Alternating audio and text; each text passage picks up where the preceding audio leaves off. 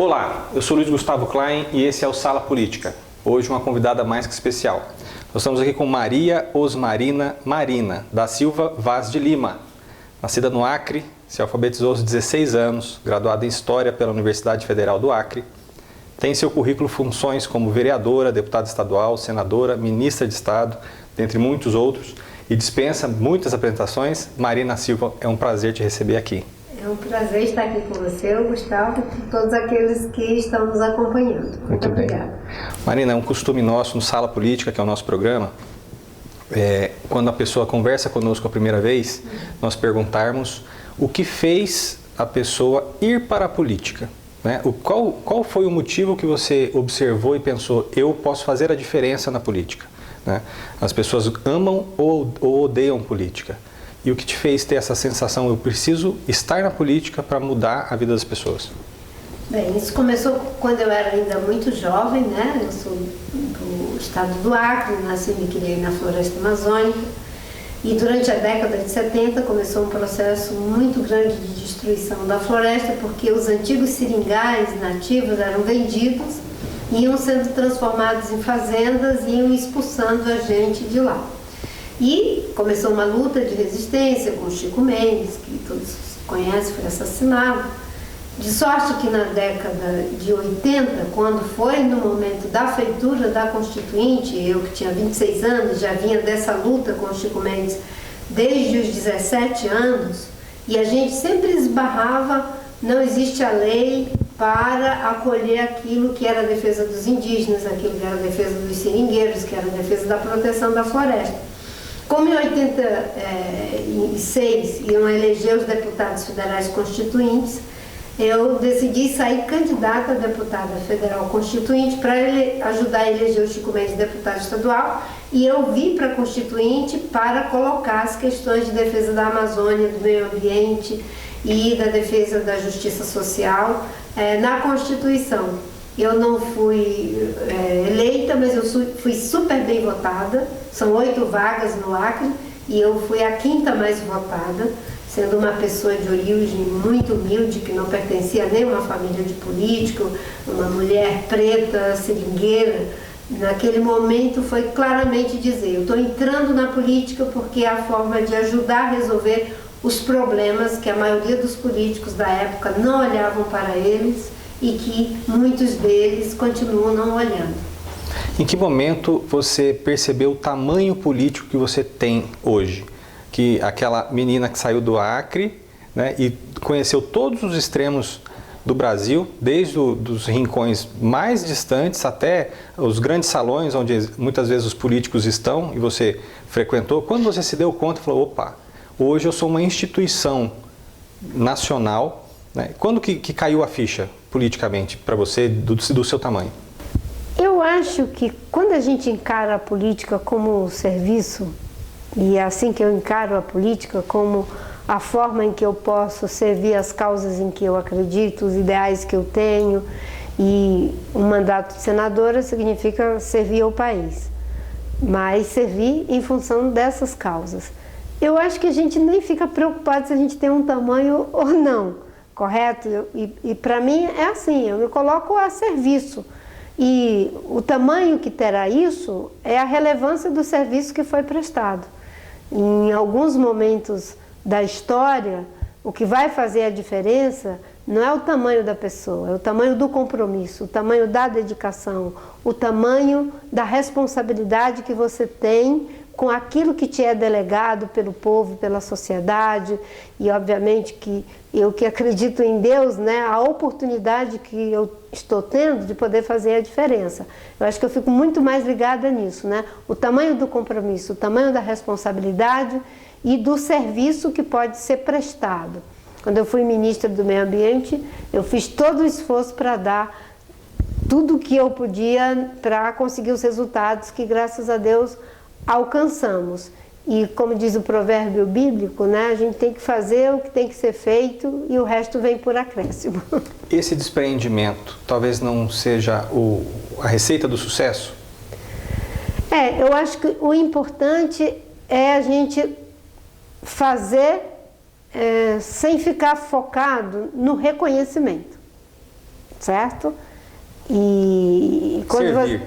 Servir. Você vai fazer. Se as pessoas vão reconhecer, enfim, que bom que está sendo reconhecido. Mas se precisa ser feito, mesmo que não tenha reconhecimento, você tem que fazer. Eu me lembro que quando eu era muito jovem, teve algo que aconteceu, que a gente tinha um problema grave de endividamento dos trabalhadores rurais com o Banco da Amazônia, porque teve período de uma safra muito ruim, que eles não conseguiram pagar o empréstimo. E aí teve um acampamento com mais ou menos 700 pessoas, trabalhadores rurais, no INCRA, e eu participei ativamente desse movimento. E eu era, na época, vice-presidente da CUT, o Chico era o presidente e eu era vice-presidente. E tinha uma das lideranças que assessorava o movimento, né, que sempre procurava minimizar a minha participação. E eu era professora, nessa época era professora universitária já, e eu consegui marcar audiência com o governador, com o secretário de Agricultura, ajudar os trabalhadores a formular o documento. E na hora essa pessoa me falou assim, olha, se você de fato quer ajudar os trabalhadores, você não precisa ir com eles na audiência no palácio para aparecer, deixa eles aparecer na foto. Né? Como não tem comida, você vai pedir osso na feira para fazer uma sopa de noite para o pessoal comer. E aí eu tinha um amigo que tinha uma pampinha, eu liguei para ele, eu falei, vamos pedir osso na feira? Mas eu era uma pessoa que já tinha um reconhecimento na luta sindical, social, era professora universitária, mas tinha sido do movimento estudantil durante muito tempo. Quando eu cheguei no mercado e falava com as pessoas para pedir osso, aí eles me davam costela, me davam carne, me davam batata, macaxeira, girimum, tanta coisa. Eu só sei que à noite tinha uma sopa deliciosa, não é? E na hora de comer, todo mundo lá, aí uma pessoa levantou e disse assim, agora vamos dar uma salva de palmas para a nossa neguinha da sopa. Ou seja, a pessoa que falou daquele jeito comigo achou que ela estava, de certa forma, ocultando o trabalho que tinha que ser feito, né? Mas de alguma forma veio, porque também era necessário ter alimentação para as pessoas. E que bom que foi eu que ela sugeriu que fosse, porque como eu era muito conhecida, então foi muito fácil conseguir mais do que osso na feira, porque a gente conseguiu aquilo que os trabalhadores necessitavam, que era uma excelente e boa sopa para comer depois. Então acho que a gente tem que se colocar a serviço, né? Eu tenho até uma quadrinha que eu fiz, que até tive a honra de vários artistas gravarem recentemente, né? Que eu termino essa quadra dizendo assim, buscai o melhor de mim, terás o melhor de mim, darei o melhor de mim onde precisar o mundo. Se a gente entrar na política para fazer isso, se a gente for advogado fazendo isso, médico fazendo assim, a gente vai dar o melhor da gente onde o mundo precisa. Fazer do limão uma limonada. Exatamente, fazer, né, aquilo que é necessário naquele momento. Né? Não é sempre a mesma coisa que se vai fazer, porque o servir é se colocar a serviço mesmo. Né? E às vezes não é fácil servir, não é fácil não, tem muitas vezes que é difícil. Muita abnegação, né? A vida política é exposição, abnegação, isso. Ataques, e você tem que estar servindo mesmo assim. Eu tenho uma relação muito forte com os jovens, né? E eles às vezes dizem, eu quero ser político, eu quero ser deputado, eu ainda quero ser governador do meu estado, como é que faz? Digo, a primeira coisa que tem que fazer é ter uma causa. A segunda coisa é ter compromisso com essa causa.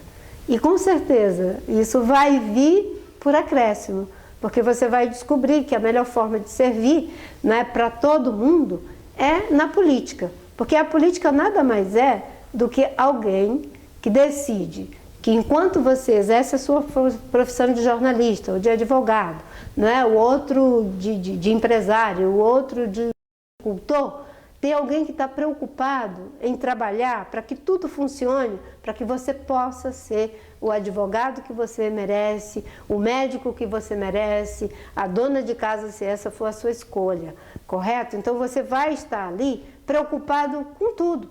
Tem gente que vai se preocupar mais com algumas questões temáticas, mas, por exemplo, ser governador, ser presidente, ser prefeito, você vai ter que dar conta de tudo, não é? Ninguém amanhece o dia, todo mundo preocupado com todos os problemas, mas você tem que estar preocupado com todos os problemas, dar resposta para todos os problemas. Se chover muito fortemente à noite, você tem que estar pensando, meu Deus, será que está desabando alguma casa em alguma comunidade? Se tiver muito frio, e as 40 mil pessoas em situação de rua, como é que estão essas pessoas? Veja que você, como um profissional liberal, você vai até se preocupar também com o frio, com o desabamento, mas não é tua responsabilidade pública dar uma resposta para evitar que haja desabamento, evitar que muitas pessoas fiquem em situação de arriscar suas vidas, porque não vai ter o abrigo, não vai ter o acolhimento, não vai ter uma forma correta de dar assistência, inclusive para que a gente não tenha esse grande contingente de pessoas em situação de rua. Marina, você participou de um momento histórico, aliás, de inúmeros momentos históricos, mas um recente, relativamente recente e muito emblemático, foi na candidatura, quando você era candidata ainda à vice-presidência da República, junto na chapa com Eduardo Campos, e fatalmente aquele acidente o colheu de forma muito prematura. Como que foi a responsabilidade naquele momento de assumir uma campanha, porque uma coisa é se preparar para vice, né? É ser o esteio, é estar junto, é dar o amparo. Outra coisa é capitanear como o cabeça de chapa, levando uma chapa inteira no Brasil inteiro. Como que foi aquele momento estar preparada para levar esse projeto à frente num momento tão difícil? Acho que você resumiu tudo, né? Um momento tão difícil, porque eu vinha de uma experiência de não ter conseguido registrar a rede de sustentabilidade. Naquele contexto, eu decidi apoiar o Eduardo Campos, ele me convidou para ser sua vice. Quando eu tomei essa decisão, ele estava com 4%, eu tinha 26%. Vários partidos me chamando para que eu saísse por outros partidos, mas eu identifiquei nele a pessoa que naquele momento poderia ajudar a fazer uma alternância de poder na polarização PT-PSDB, e apoiei o Eduardo. Um homem inteligente, com excelente trabalho lá em Pernambuco, um homem com compromisso social, econômico, que poderia fazer essa renovação no nosso país. E de repente acontece aquela tragédia. Então você não tem como estar preparado para uma coisa daquela. Você não vai estar preparado nem politicamente, nem emocionalmente, em nada. Porque um homem jovem, com aquela perspectiva de vida, ninguém nunca vai imaginar que algo dessa natureza possa acontecer, né? E foi muito difícil. Quando aconteceu o acidente, e que eu desci para a Baixada Santista, né, na hora que teve a coletiva, sabe assim, quando você sente que parece que não tem chão, né, e que as coisas estão muito difíceis, de você, como é que você sustenta? Como é que você pensa ao mesmo tempo naquela vida precocemente interrompida, na Renata, que era a esposa dele, nos filhos, no Miguel, que tinha acabado de nascer. Eram muitas coisas em jogo ali, né? Até ir para aquele lugar só foi possível graças à família do Eduardo. A Renata é uma gigante. Aquela mulher, mesmo naquele momento difícil, ela, não é, me pegou pela mão e, tipo assim, é como se ela estivesse me autorizando a ficar naquele lugar. Acho que sem isso eu não teria conseguido. E depois foi uma campanha muito difícil, né, com muita violência, logo no começo, talvez até mesmo em função de todo o clamor, né, que passou pela sociedade brasileira. Teve um crescimento muito rápido ali, depois vem uma contraofensiva muito forte. Então, suportar várias coisas ao mesmo tempo foi um processo difícil de ser manejado, mas ali eu tinha um propósito. Primeiro, dar continuidade àquilo que o Eduardo tinha dito: não vamos desistir do Brasil, né? E eu já tinha sido candidata em 2010, então eu estava preparada porque eu tinha defendido um programa, nós tínhamos feito o programa juntos, eu e ele, as nossas equipes. Então, do ponto de vista dos conteúdos, eu dominava os conteúdos, nós fizemos o programa Par e Passo. Agora, do ponto de vista político e do ponto de vista emocional, afetivo, foi algo, sim, muito difícil. Uma pergunta também, assim como a primeira, que eu sempre gosto de entender: o que levou a pessoa à política? Sempre que é o primeiro bate-papo, espero que tenhamos muitos, eu gosto de perguntar... Eu estou à disposição. Eu gosto de perguntar o que te faz brilhar os olhos de tudo isso que você já fez na política. Aquele momento onde você, de toda a sua carreira, desde a primeira candidatura, desde a primeira militância até hoje, você para e pensa, se fosse só isso, teria valido toda a pena. Olha, tem muitas coisas que eu agradeço a Deus que aconteceram que me fazem brilhar os olhos, né? Do ponto de vista da minha trajetória pública, uma coisa que aconteceu com esse trabalho foi o fato de ter feito uma política pública que reduziu o desmatamento da Amazônia em 83% durante quase uma década. Então eu diria, foi o plano de prevenção e controle do desmatamento da Amazônia. Com esse plano, reduzimos o desmatamento em 83% por quase uma década, evitamos lançar na atmosfera 5 bilhões de toneladas de CO2, é a maior contribuição dada até hoje no mundo para a redução de emissão de CO2, que isso tem prêmios dados pela ONU, enfim, são inúmeros prêmios que foram dados para esse feito. Temos sido responsáveis por criar 25 milhões de hectares de unidades de conservação e durante o período de 2003 até 2008, o Brasil foi o responsável por 80% das áreas protegidas no mundo. E eu poderia citar aqui mais coisas. Então, isso me faz brilhar os olhos, porque, em primeiro lugar, né, isso não é o feito de uma pessoa, é de um povo, de uma sociedade que fez uma escolha e que, digamos assim, deu sustentação para ir nesse caminho. Em segundo lugar, é mostrar que é possível fazer políticas públicas que podem dar resultados e resultados que são duradouros. E de que é possível trabalhar de forma compartilhada, porque o plano envolvia 13 ministérios trabalhando juntos, com a coordenação política da Casa Civil e a coordenação executiva sendo feita por mim, o Ministério do Meio Ambiente. Esse trabalho é reconhecido como uma das melhores políticas públicas do mundo, que serve de referência para todos os países que são florestais, como é o caso do Brasil. Os países megadiversos, você falar em política de proteção de florestas, eles vão se referenciar nesse plano. Isso me faz brilhar os olhos, com certeza. Muito bem. Marina, você conhece todo o Brasil, do Amapá ao Rio Grande do Sul, do Amazonas, do Acre até Pernambuco. Sim. Você poderia escolher um domicílio eleitoral em qualquer estado. E você já há algum tempo escolheu São Paulo. Sim. Por que São Paulo? Bem, como você disse, né, Gustavo, depois de ser candidato a presidente da República por 3 vezes, antes eu pensava assim, né, eu preciso ir para os estados todos do Brasil. Agora é como se todo o Brasil já estivesse assim dentro de mim. Então, de fato, você se sente a cidadã do seu país, né?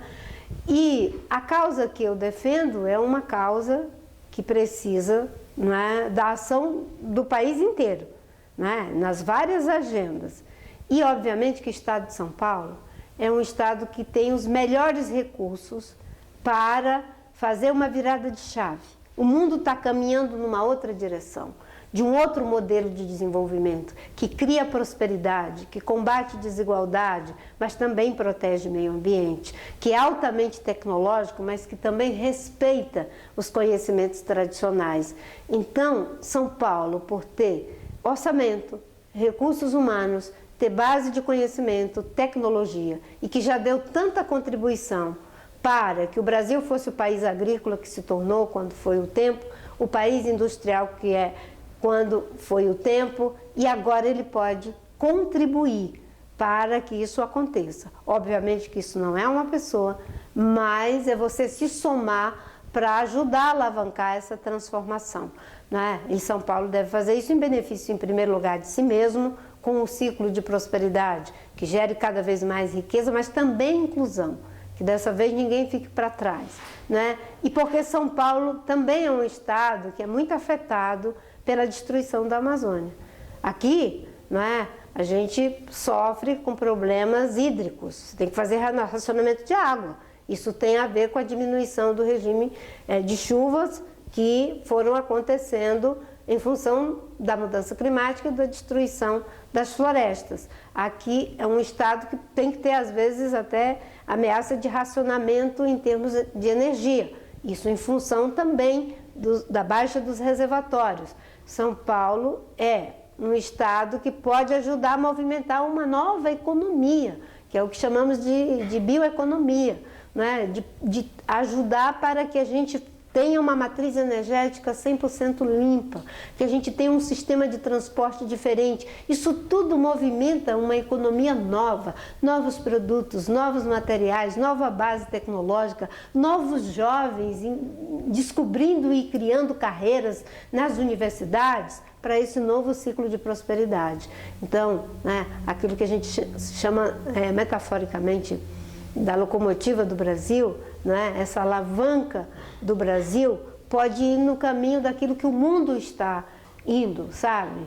A Califórnia foi um dos estados que criou políticas de vanguarda nos Estados Unidos, né? Aqui a gente é essa vanguarda na lógica do século XX, mas a gente precisa transitar para o século XXI. E tem muita gente boa pensando isso, pesquisando isso, desenvolvendo tecnologia, tem muitos empresários que estão investindo nessa direção e o que a gente precisa são as políticas públicas, criar esse novo ideal identificatório.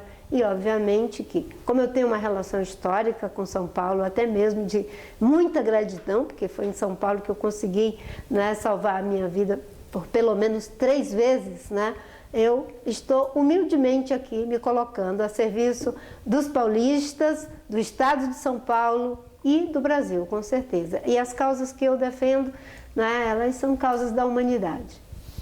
Esse ano eleitoral, vamos falar um pouquinho de eleição estadual e nacional. Nós temos o cenário do Estado de São Paulo, Fernando Haddad em primeiro lugar, e nós temos outros 2 candidatos, que é o atual governador Rodrigo Garcia e Tarcísio, tecnicamente em pesquisas. Como que você enxerga um possível segundo turno? Aqui é um exercício de futurologia mesmo, a gente não precisa acertar em nada. Mas como que hoje você enxerga um possível segundo turno? Quem iria para esse segundo turno, no cenário atual? Bem, no segundo turno eu peço a Deus e ao povo paulista que o Fernando Haddad, a quem eu estou apoiando, esteja no segundo turno. Porque nós fizemos uma discussão em cima de uma base programática, de diretrizes que colocam como eixo estratégico a ideia do desenvolvimento econômico, a recuperação industrial já na frequência do que seria uma indústria 4.0, dialogando com todos esses temas que estão colocados no mundo, né? Como que a gente resolve problemas graves de transporte, de moradia, de exclusão social. São Paulo tem 40 mil pessoas vivendo em situação de rua. Como que a gente ajuda a que, né, cada vez mais a gente possa integrar a economia com a ecologia, porque aqui também, em São Paulo, nós temos áreas que são muito importantes da Mata Atlântica, que precisam ser protegidas, que precisam ser adequadamente tratadas. Então, esse programa do Fernando, nós demos uma contribuição à rede, ele concordou com as propostas, nós estamos ajudando a elaborar, porque a rede faz alianças, não são pragmáticas, são programáticas. E diante dessa acolhida, da disposição para o debate, construir junto, decidimos apoiar a candidatura do Fernando Haddad. E eu espero que ele esteja no segundo turno e que seja vitorioso, porque precisa a alternância de poder. Na democracia é bom a alternância de poder. É 30 anos praticamente o mesmo grupo. E eu digo isso porque eu fui candidata 3 vezes à presidência e eu colocava já de antemão, eu não vou querer a reeleição e eu vou propor acabar com a reeleição. E é isso que eu venho defendendo desde 2010. Eu acho que a gente deve ter mandato de 5 anos e sem reeleição. Porque a reeleição virou uma desgraça. As pessoas não fazem o que é necessário para a prefeitura, para o município, para o estado, para o país. Faz o que é necessário para se reeleger. E isso tem nos prejudicado muito. Então, agora, 2022, né, até 2026, você teria os 4 anos. Porque a gente não pode mudar as regras do jogo durante o jogo. E a partir daí seria de 5 anos, certo? Para que a gente coloque o país nos eixos da democracia, da alternância de poder, de entender que a democracia tem que suportar a mudança, inclusive, de quem está no comando do Estado ou do governo federal. Mas é claro que tem que ser no terreno da democracia. Quem quer permanecer a qualquer custo, a qualquer preço, isso não dialoga com a lógica de alternância de poder. Eleições nacionais. Nós temos aí uma terceira via que não tem se viabilizado, né? Nós temos Lula e Bolsonaro, que provavelmente, embora os dois extremos achem que os seus candidatos ganham no primeiro turno, eu particularmente acredito que isso não aconteça, e os dois sendo os candidatos do segundo turno, qual que é a sua visão sobre quem teoricamente sairia vencedor? Eu torço, trabalho para que o Bolsonaro não tenha um segundo mandato. O Brasil não suporta um segundo mandato do Bolsonaro. A destruição das políticas públicas, a destruição da nossa própria base de sustentação, que são os fluxos democráticos da autonomia dos poderes, isso fica terrivelmente comprometido. Quando você olha o que acontece no MEC, o que acontece no Ministério da Saúde, o que acontece em relação ao meio ambiente, os povos indígenas, a própria política econômica errática que faz com que a gente esteja vivendo nessa situação, o tratamento instrumentalista que dá para a Petrobras, para tudo, não suporta. Nós hoje somos um país que é tido como um pária ambiental. Os investimentos vão ficar cada vez mais escassos, inclusive no contexto de uma guerra entre, enfim, o Putin e a Ucrânia. E o que vai acontecer é, se a gente repetir mais 4 anos do Bolsonaro, com instabilidade econômica, com falta de estabilidade democrática, com políticas que não são confiáveis, os investimentos vão fugir do Brasil. E nós precisaremos de fazer essa mudança. Quem for para o Palácio do Planalto, na minha opinião, tem que entender que é um governo de transição. Não dá para imaginar que você vai para lá achando que vai resolver amanhã, que você já tem a resposta. É uma recuperação pós-guerra. O Bolsonaro faz uma guerra, joga um míssil contra a saúde, meio ambiente, educação, política pública de tudo quanto é natureza e a própria democracia. É um esforço de recuperação pós-guerra, é um governo de transição.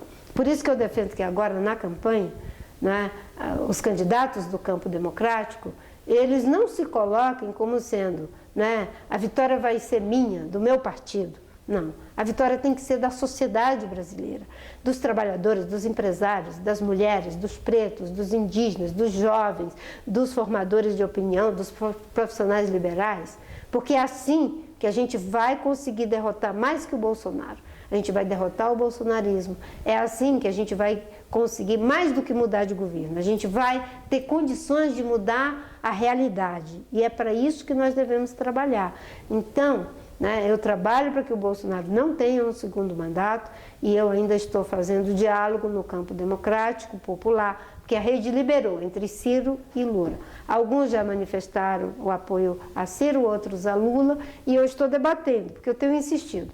Mais do que a gente dizer quem a gente está apoiando, o importante é os candidatos dizerem o que eles estão apoiando, com o que eles estão se comprometendo, porque assim, né, vai abrir um espaço para que você se identifique com as coisas que você gostaria de propor e aquilo que os candidatos estão se comprometendo.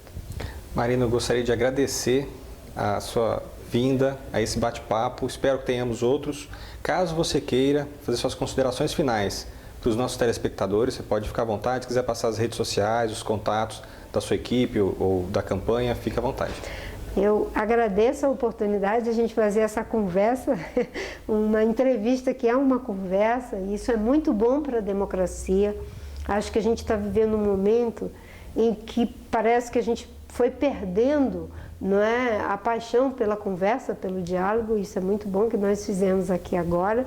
E eu só quero dizer isso, acho que é o momento da gente estar comprometido com aquilo que a gente quer e traduzir isso no nosso voto. Porque às vezes as pessoas até são sensíveis ao meio ambiente, à saúde, à educação, e elas acabam votando exatamente em quem é contrário a tudo isso.